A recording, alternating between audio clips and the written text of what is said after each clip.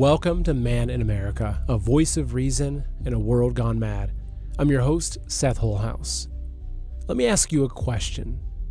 When you drive through small town or middle America, you're driving through strip malls and the Walgreens and the Starbucks and the Applebee's on the corner, is this the America that you remember? Is this the America of your childhood? The America where you knew the owner of every shop on Main Street, where the guy that ran the local hardware store knew your name and knew your dog's name and would ask you how you're doing when you go in there. Because that's not the America that I'm seeing. It's the America I remember. I grew up in a very small town called Plain City, Ohio, which has now grown a lot larger. It's outside of Columbus, Ohio. But the America I remember was beautiful. You knew everybody. There was a community.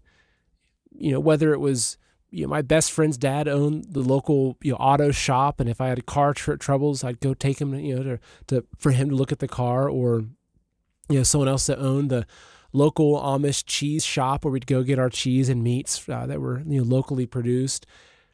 But that America, it seems like it doesn't exist anymore. Or if it does, you find these little slices of it. You find this cute little town somewhere and kind of middle of nowhere, Pennsylvania. Like, oh, wow, this is kind of neat. There's a cute little coffee shop and there's a little deli, but that's disappearing. And it's really sad, actually, because we're fighting so much for this America, but it feels like the soul of what represents America has been strip mined, has been obliterated, and that America is turning into something where small towns or medium-sized towns, you go in there and all you've got are ugly strip malls, retail chains that you see in every other city, a few small local businesses, a bunch of small local hair salons or nail salons, of course. But the question is, what's really happening? And so my guest today is a guy named Ethan Faulkner. Now, he runs a Substack that's called The Common Sense Rebel, which I'll make sure that link is in the description. And my wife discovered his Substack somehow, and she sent it to me and started reading it. And I was like, I'm very fascinated by this guy and what he's writing about.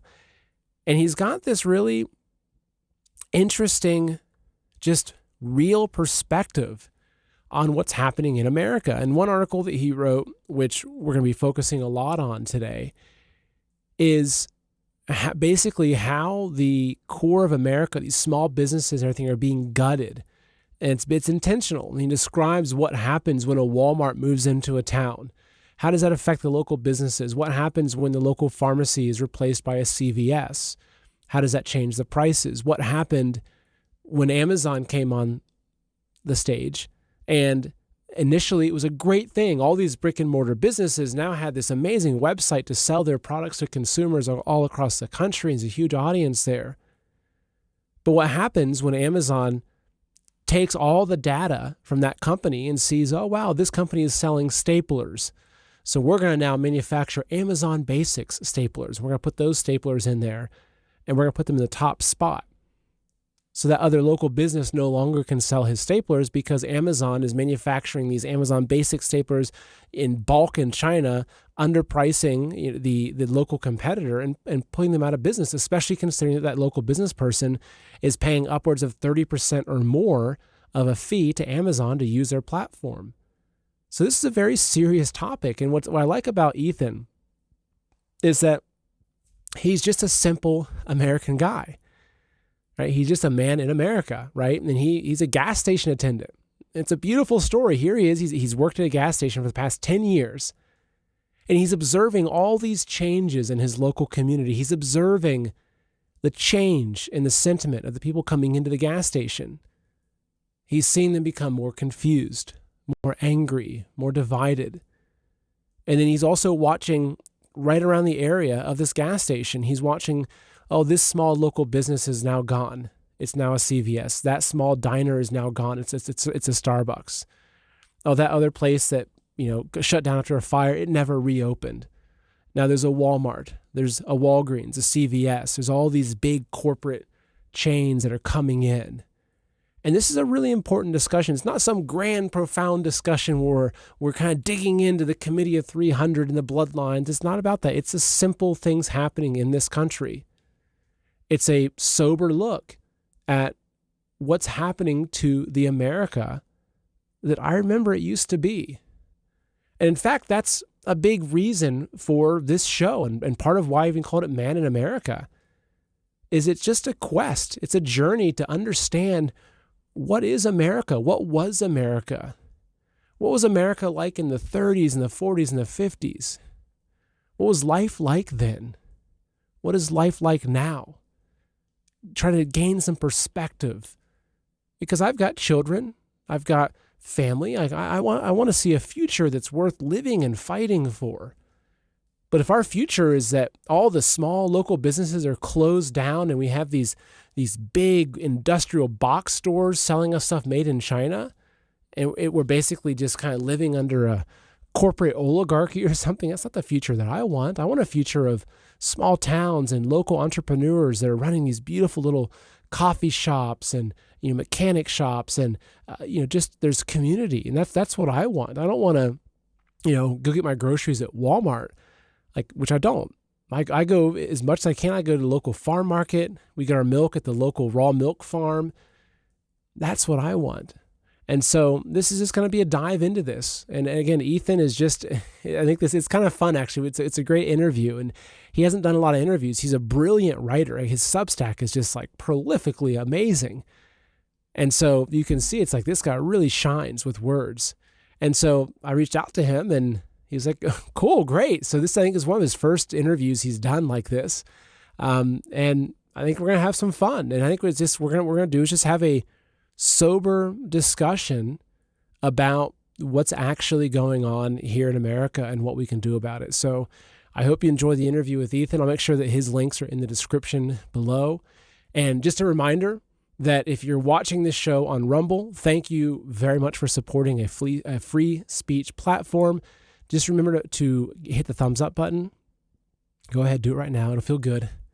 All right, hit that thumbs up button, and also make sure you're subscribed to the channel. And I also appreciate the comments you leave too. I read almost all of them. I don't always respond. I'm not good at responding to things, but I do read a lot, and I really appreciate your comments, good or bad. So anyway, let's go ahead and dive into the interview with Ethan Faulkner.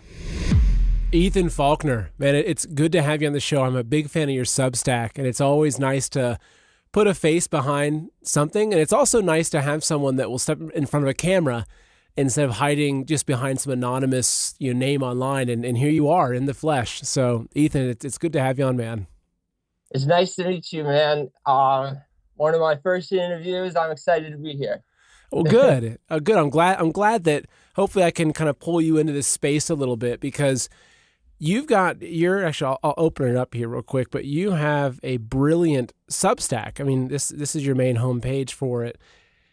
And I'll let people explore on their own. I'll make sure that your link is in the description. It's commonsenserebel.substack.com. And right, there's a lot that we can dive into, but there's one particular article that my wife sent me that really stood out. And it's this post that says, your town isn't changing, it's being deliberately murdered. And so I'll read the intro and I'll let you just kind of take it wherever you want. But it says, for 10 years, I've watched from my gas station register as corporate chains replaced every small business. This isn't progress, it's corporate occupation, and I have the receipts. So instead of me reading it, I've got the author here. So why don't you just walk us through what you're kind of the story that you're painting, or the story that you're writing in this article here. Yeah. So I grew up in a really, really small town. So this is actually the town next door, because even though I watched changes happen here, like a bakery burned down, nothing ever got replaced. I've seen the small corner market get even smaller. Where I really see the changes is in this small city next door called Wareham. And that's actually exactly the town I'm talking about. And that's where I've been working at the gas station for 10 years too.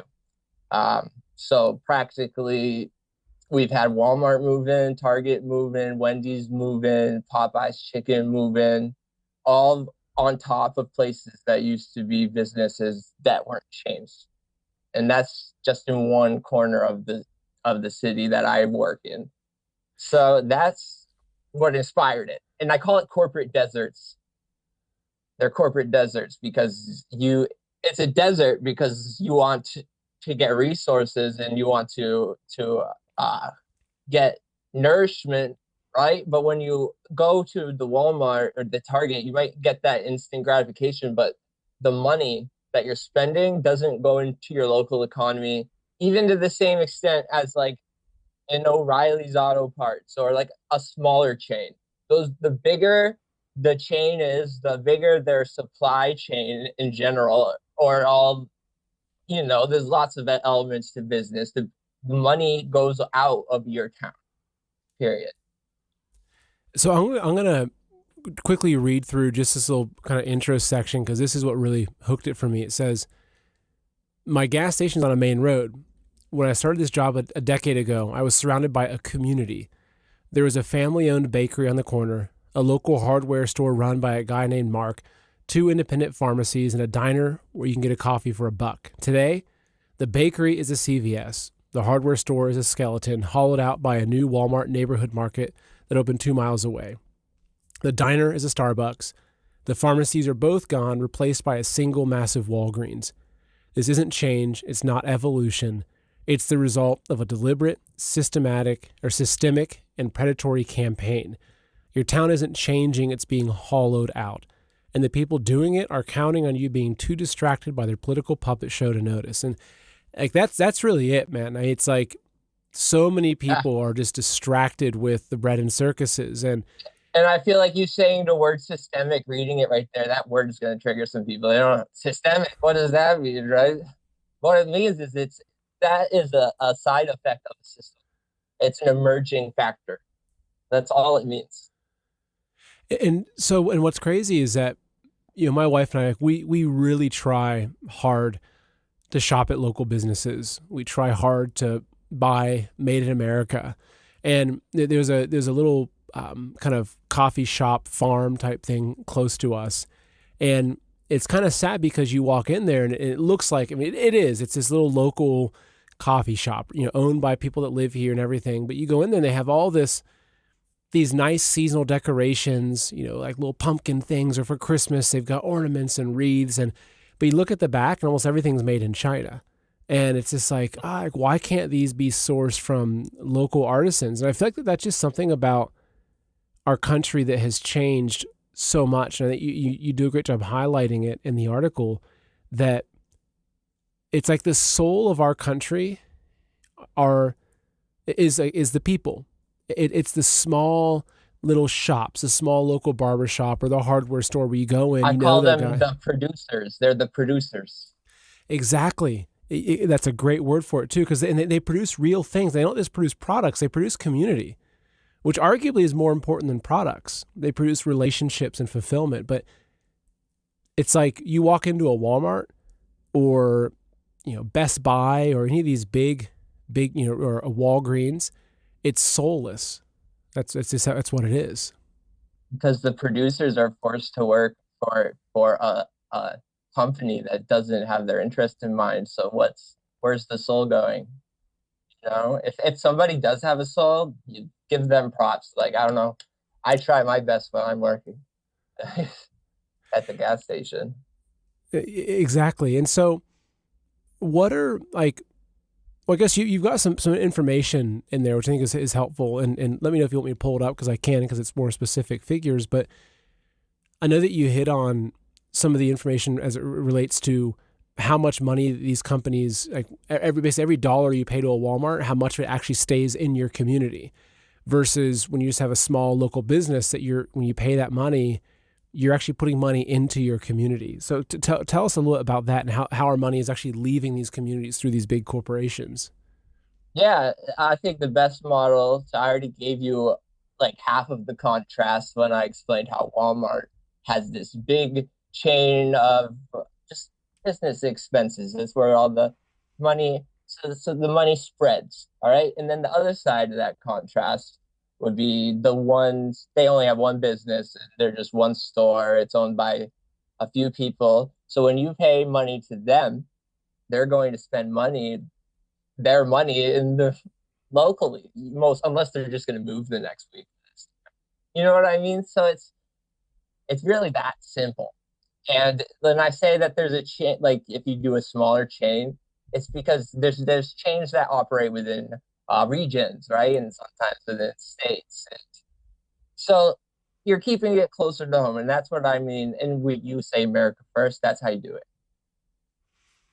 And talk a little bit about the, I guess it's almost like antitrust, but it's I find that doesn't really encompass it, because what happens when these companies come in and how they're able to put the other local businesses out of business through loss leader products, through mass volume purchasing, where they've nickel and dime the factories down to like almost losing money. Explain that, because that's also really helpful in understanding like why these small businesses, after say 2 years of a Starbucks coming in on a key corner, the local coffee shop can't even continue. Profit margins say that that is the easiest way to secure money. So like the suppliers want to secure a sale. So they offer lower rates to people who can afford to buy more. And that just makes sense. So this is something that this is why we have government. The only way to fix this is some sort of change. I don't know what to say because you want these companies to succeed. I'm a capitalist, you're a capitalist. You know they want to make money, profit. And the incentive is to what's the word? Not just condense, but just put all the power, all the money into the same companies, right? Monopolies, really, because that is the structure that can make the most money, can secure the most money for the suppliers. And so, like on your Substack, you've gone. I'll pull it up again to see people can see the kind of the broad amount of content. You're covering everything from Epstein, BlackRock, Vanguard. You got an article, BlackRock and Vanguard own the Epstein network. I'm sure that's a good one. The financial coup. There's a Yeah. lot going into here, but I guess it's like you're not just someone who's commenting on The small town. titles are half clickbait, half clickbait. Yeah, we kind So of when I you kind of say, have to be, right. hmm so like the idea of like the BlackRock and Vanguard own the FC network, I won't get too much into it, but it's just the point that they have so much property, right? They're asset firms that own so much of shares, major shares of so many companies. They have the major shares of all the infrastructure that Epstein was working in. So, And so, looking at what's happening to America in these small towns and just the gutting of them, you imply, and you back up this information too, that it's coordinated, it's intentional, it's not an accident, it's not just free market capitalism evolving. What's the bigger plan here, and where does this lead? Like, where do you see America in 10 years after that's this? interesting. I've been learning this stuff as I publish it. All right. I really am a normal guy who really was into media, but entertainment media mostly. It's my background. I did sales for a little bit, but then when the government started to become so polarized, right, and I see my neighbors start fighting each other, so when I really got into this. So I don't really know what the plan is, or if there even is an organization. I think is that there doesn't need to be a plan. That it's individual incentives.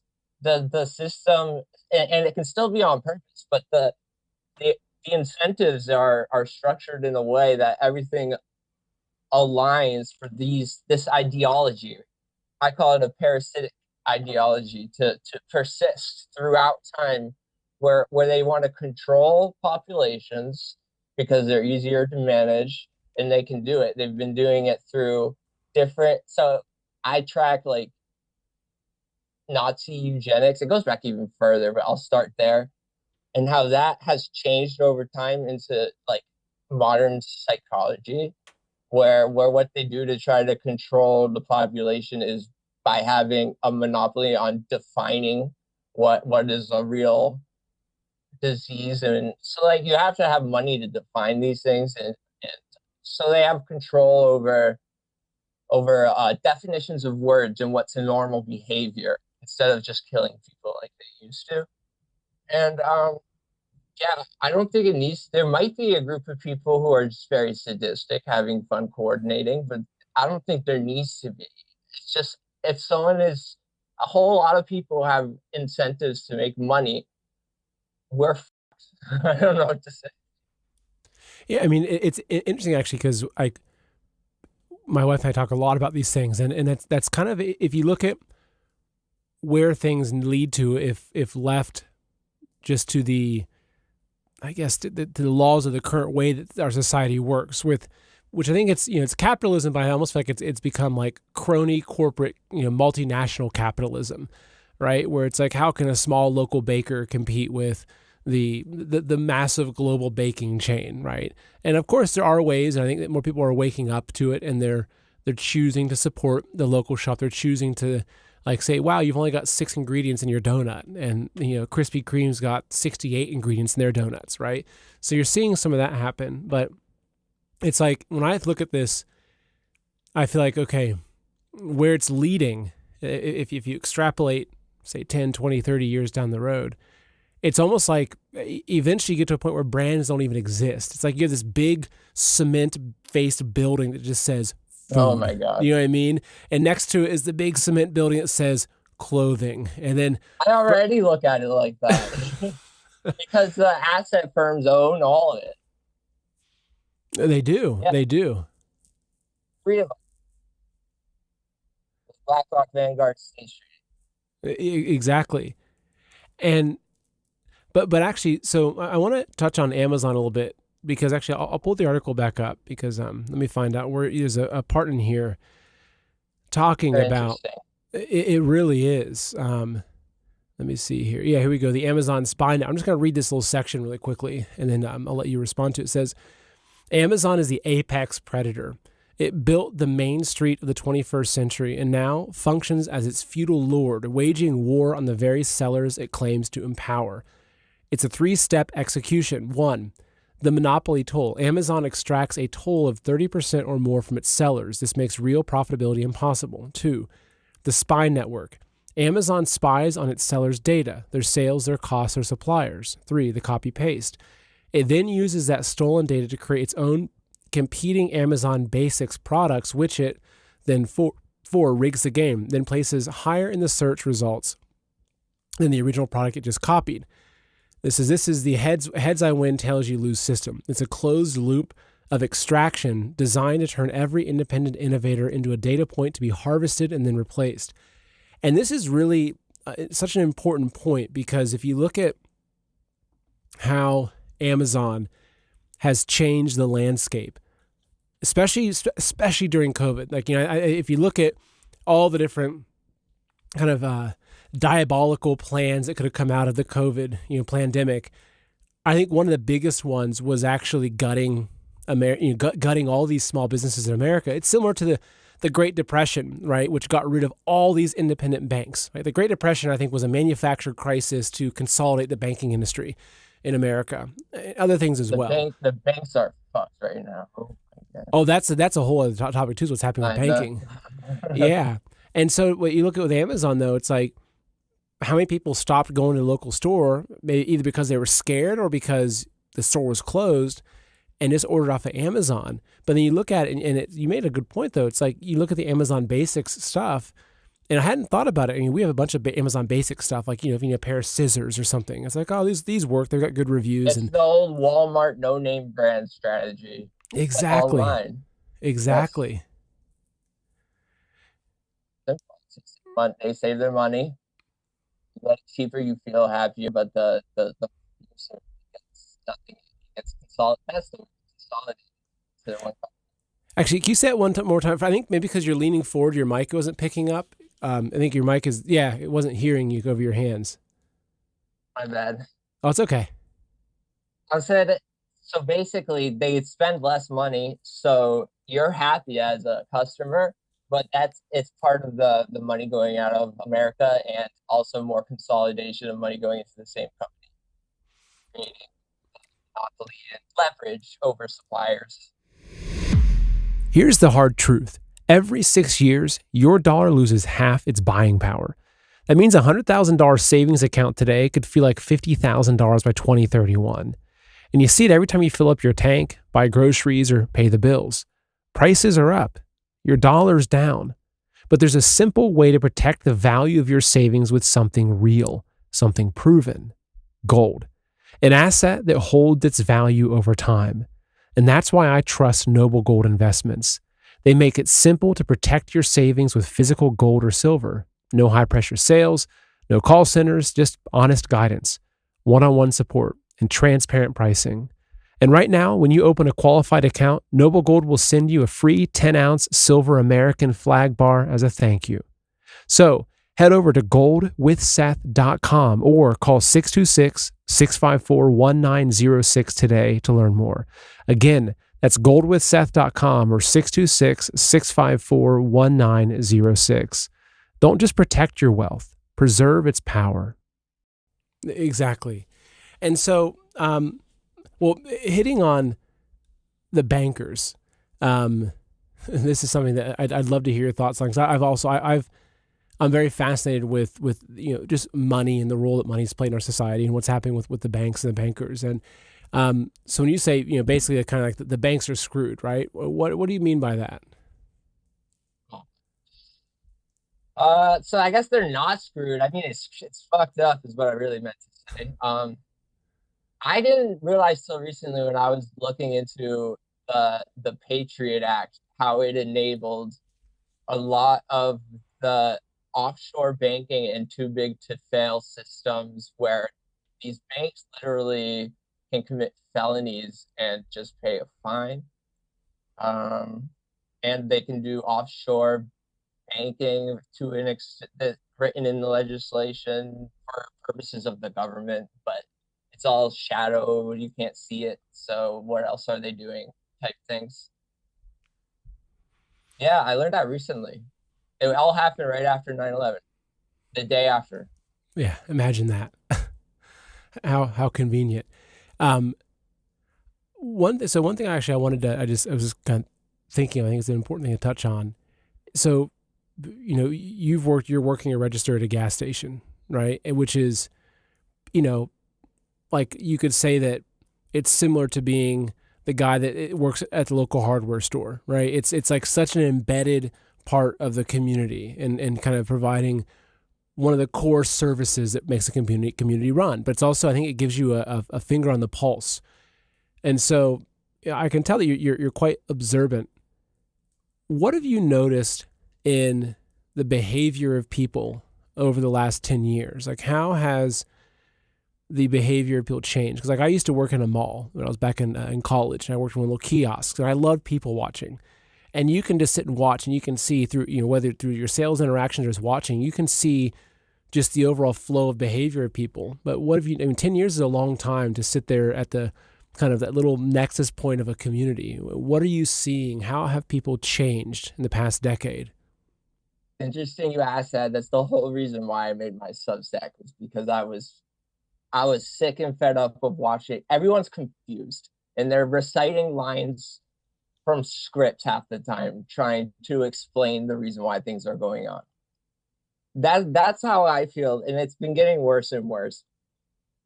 Like, you can blame immigrants for some things, and you can blame freaking whatever you want about the ICE things going on but we need to realize that the knock's coming from not the government side. Like, you know what I mean? So what I've seen, we're going to talk about people.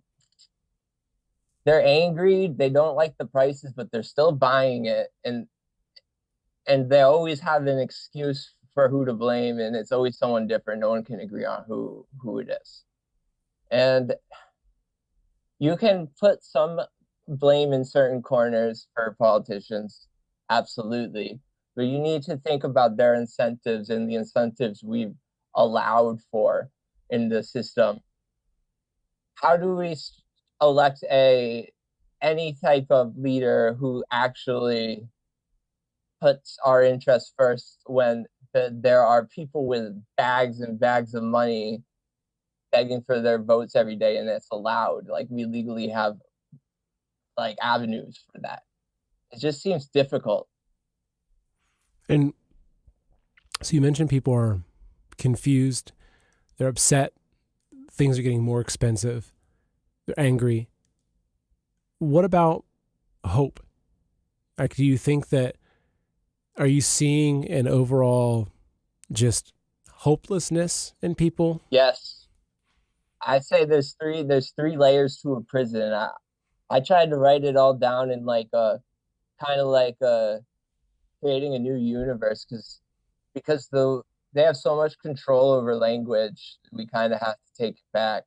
Like, there's three layers. The top one is economic terror, like the fact that if you don't go to work, you can lose your job. Like say you're on your way to work and you pop your tire. If you have a nice boss, they'll give you a slack, but like, they don't have to. They can just not pay you for that day. And like, so that's the economic terror. Every day you're worried about money. And then there's the great distraction, which is what I think is the idea of turning issues that are really about class issues, about the wealth disparity and extraction, what I call extraction from the producers, the working class. They try to pin it on other working class people. So that's the example for like ICE, where like people doing their jobs, the Democrats getting mad at them, and then also immigrants who are just trying to make a living, most of them people getting mad. It's like, yes, those things are affecting the current norms and it's costing money, but the idea is we're shifting blame from the people profiting off of it to the people who are just trying to participate and produce. And it seems almost intentional, not just because of profit incentives. It's kind of like one of those things where they don't have to coordinate because all the incentives combined, because the companies have the incentives to make money and the politicians have the incentive to get elected. And it's so easy to get people into identity politics. And I don't mean just like the color of your skin. I mean people who identify as liberal or conservative, and they want to recite lines that make sure they don't divert from what they think that means, and that works in the favor of these people who are just profiting off of it. Ladies and gentlemen, our world is being poisoned. Every day we're exposed to more chemicals sprayed into our skies, leaching into our food, and polluting our air and water. From pesticides and heavy metals to hormone disruptors and synthetic additives, these toxins are bombarding our bodies and silently destroying our health. But there's something you can do to fight back, and it starts in your gut. Kimchi 1 from Bright Core Nutrition contains over 900 strains of beneficial probiotics that will help flush toxins, restore gut balance, and support your immune system. Because when your gut is strong, your body can resist. You'll feel the difference. Better digestion, more energy, clearer thinking, stronger immunity, and even improvements in your skin, hair, and metabolism. And this isn't just hype. Studies show that fermented foods like kimchi can reduce the risk of obesity, improve blood sugar, and support whole body wellness. Kimchi 1 is all natural, non-GMO, dairy-free, gluten-free, and 100% made in the USA by a company that actually cares about your health. And today, you can get an exclusive offer just for my viewers, 25% off with your code MANINAMERICA by clicking the link below. Or call my friends at Brightcore for up to 50% off your order and free shipping. So give them a call now at 888-575-6488, and their educated staff will make sure that Kimchi 1 is right for you. Again, that's 888-575-6488. All the links and information are in the description below. And what's the last? You think there's 3 layers, right? Oh yeah. What was the final one? Learned helplessness. The first thing you brought up, it's learned, because I think when we're younger, we have bigger ideas and we don't feel like we have to submit to what's normal. That's why I think it's learned. And we think that we have to play within what we hear on TV and how everybody else is acting to things instead of thinking deeper. That's why I think it's a learned helplessness. It's not necessary. Like revolutions happen because that helplessness reaches a breaking point. I don't want that to happen. Yeah, We could do stuff. that's an interesting point in looking at that. The revolutions happen when helplessness reaches a breaking point, and that's actually I'd probably say it's probably true in many ways. Now, I know a lot of revolutions have been manufactured, for certain reasons, and they've been part of social engineering and regime change operations. But I do think that it's a really important point that when people look for the avenues to change, right? And it's almost like it's similar to someone who say is trying to lose weight, right? Say they've tried 10 different diets, they've tried working out, they tried all these different things and nothing is working. It's like, screw it doesn't matter, right? Like, and maybe they're going to go then get some very extreme surgery, right? Because it's like, I've tried everything, I can't fix it, so let's move to like the more extreme thing. And I think it's actually similar to looking at the fabric of our society and this learned helplessness. Is that I am wondering, like, where does this lead? Because I think a lot of Americans thought, okay, let's put Trump in office, obviously enough to vote him in. They say, okay, we're going to put Trump in office and he's going to fix all these things, right? He's going to fix the economy. He's going to, shut down the Federal Reserve. He's going to do, all these things. Now, granted, he's done some things. He's, secured the border and he's helped kind of correct the transgender sports issues. And it's like, okay, there's some things that he's done. But I mean, have you noticed, say, in the past 6 months, have you noticed that people are just like, all of a sudden, this weight is off their shoulders and now they're like inspired. They feel like they're living in the golden age. Yeah, I don't think so, and I don't know if it's really Trump's fault necessarily, because once you're in there, he says he's going to drain the swamp, right? But the swamp it's like when you drain the swamp, who fills it in? More people with the same incentives. Yeah. Like he can, even if they're loyalists. I don't know what to think about it. I think I need to do more research on systems because, or find people. You have a big audience who are into systems. Reach out to me because I know how to write in a way that gets people to listen. And I do think that we can fix the way things work within government if we create like a third voting block that puts pressure on both parties to pick a candidate that will, because like the Republican Party has already proven to us that they can change their platform if they see a voting block. It's true. What they kind of Trump. So if we create a more narrow voting block that's less about relying on a person, which is like Trump had a good ideas, but we need to focus on shared values. And he tried to do that, but we need to reach across the lines where we can easily, which is poverty. Because social issues are all exasperated. And when I say social issues, I mean, yeah, culture, like you feeling like you're not allowed to talk about your religion as publicly is a social kind of issue. And so is like, I don't know, if being open about being gay, I guess. But everybody feels more stressed out and is more agitated when they have less money. And more crimes happen when they have less money. So I don't know. Yeah, no, it's a good point. It's a good point. And how does that fit into the war on hope, right? We talked earlier about people being hopeless, and I know that you have a whole kind of section of your Substack where you highlighted the war on hope, which I think it's similar to the learned helplessness, but like talk a little bit about hope and the role of hope in a prison and the role of hope in a free society. All right. We feel like we're in a deterministic system when we lose hope, because the idea of a deterministic system means it's going to happen no matter what. Deterministic systems can't be fixed, but they can be broken. And what I mean by that is there's not going to be a way to do this without some sort of pain. Um, but the hope comes from the idea that you can construct a difference after the I call it salvaging, right?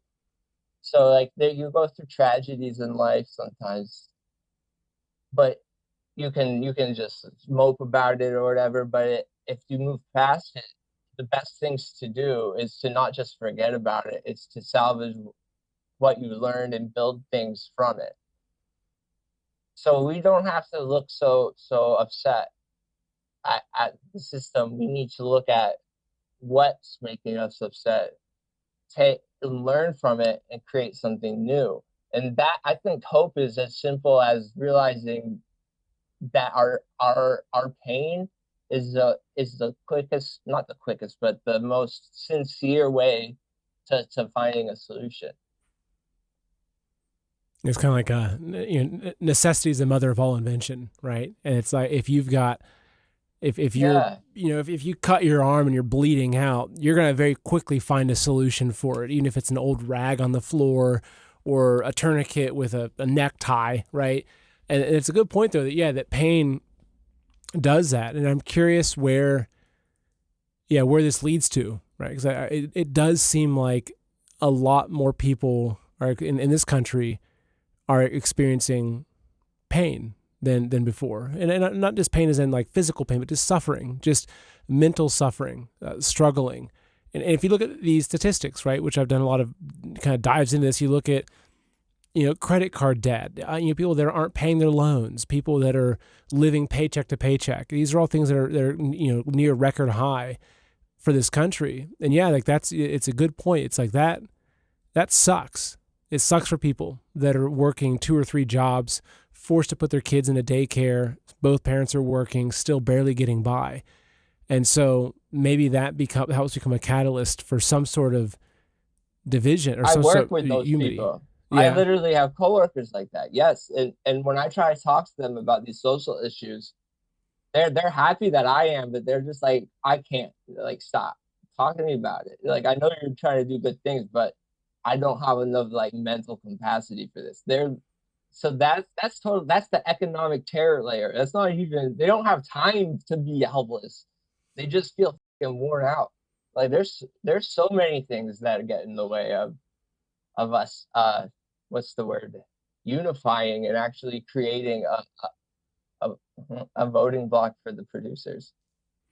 And so what do you think the solution is for this? I mean, it is, you've mentioned a potential political solution, but on the ground, right, in our day-to-day life, in our own communities, like, what is the solution?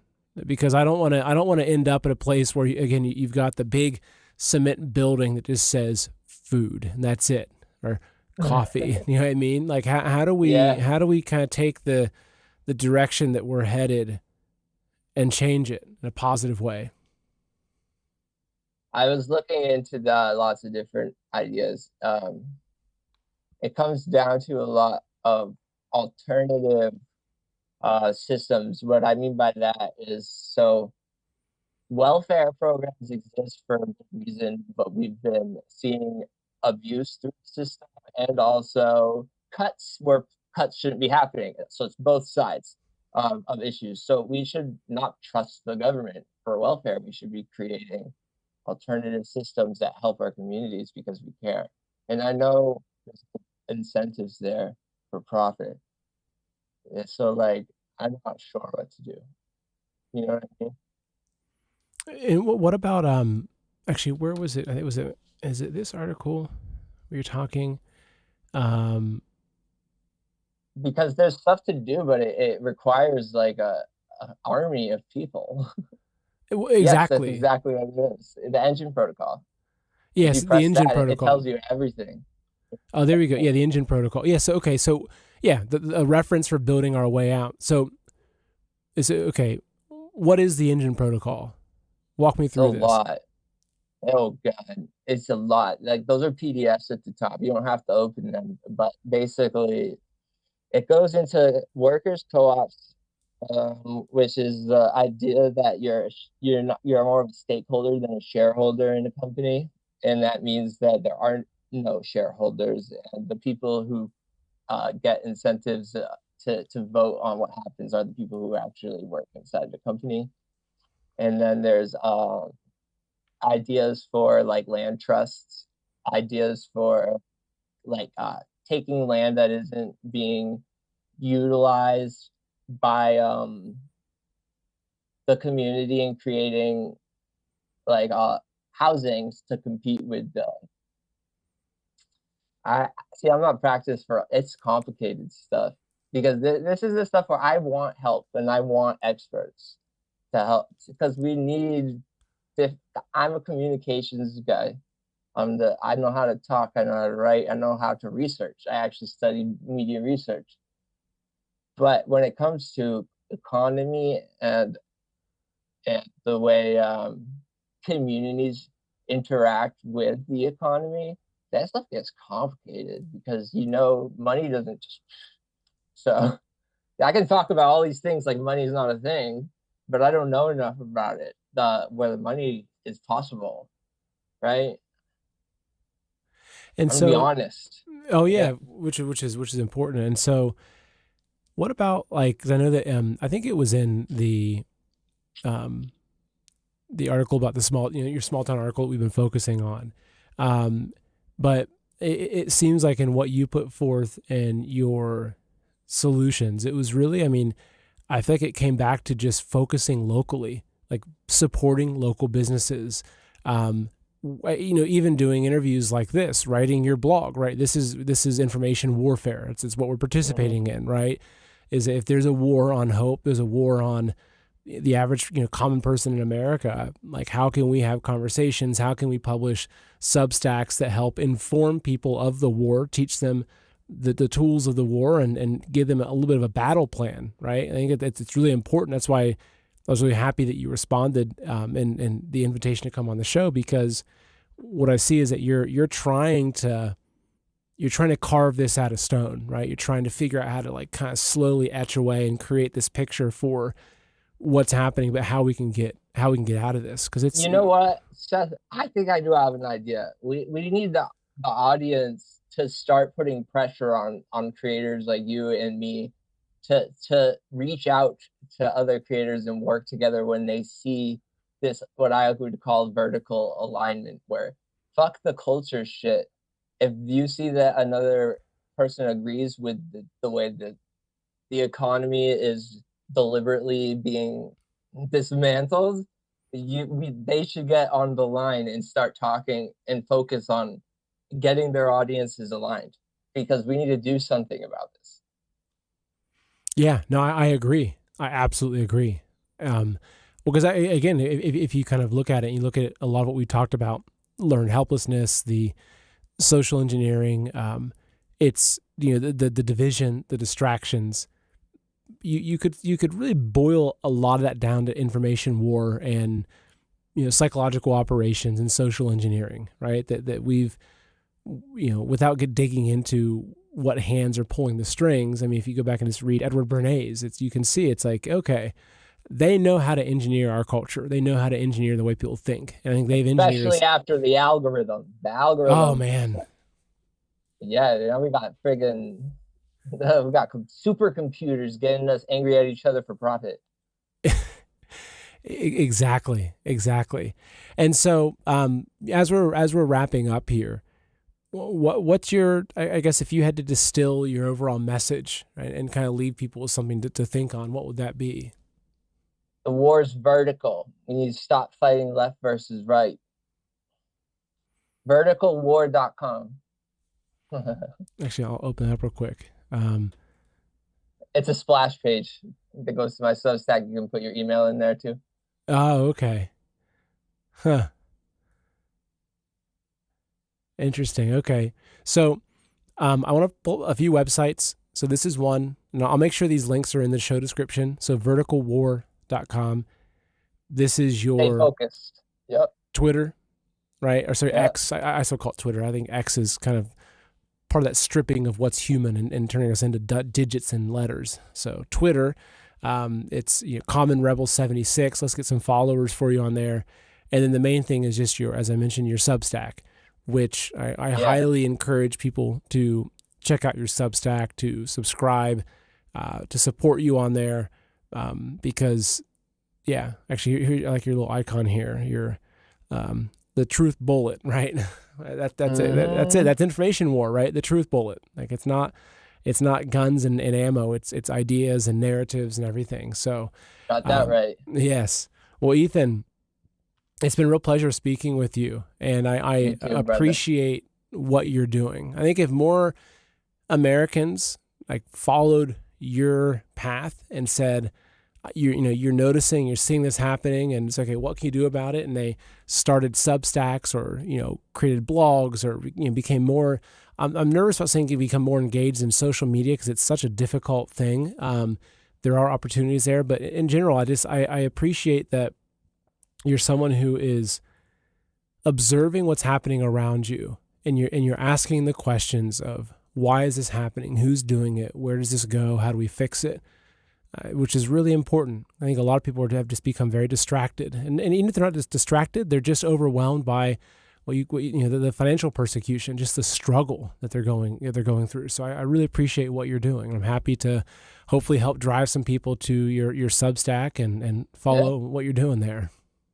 I'm just a normal guy at a gas station. You guys could do it too. That's exactly it. That's exactly it. Well, Ethan, thanks again, man, for coming on. It's been great speaking to you, and I keep at what you're doing, man. It's a great collection of information you're putting together. Appreciate it. Have a good one. All right, man. Take care.